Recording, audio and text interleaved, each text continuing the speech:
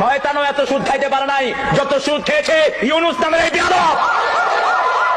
সেজন্য এই বেয়াদবের সাথে আমাদের কোনো সম্পর্ক, যদি তার সাথে সম্পর্ক থাকে মুমিন হওয়া। কে বলছে? ডক্টর ইউনূসকে ধন্যবাদ জানাই, 30,000 কোটি কতবার আছে, এইবার প্ল্যান নিয়ে গেছে। এ তো কথা কয় কম, কাম করে। আল্লাহ তোরে আরো বরকত দেখতে ইউনূস ভাই। ও কাকা, আল্লাহ তোরে বরকত দেখ। এ আমাদের কাকা কই দেখছে। আমার একটা ক্যাসেট ওনাকে উপহার দিয়েছিল নিউ ইয়র্ক থেকে, তো উনি দাওয়াত দিয়েছেন, অনেক আগের কথা বলছি, প্রায় 2009 কি 10 হবে।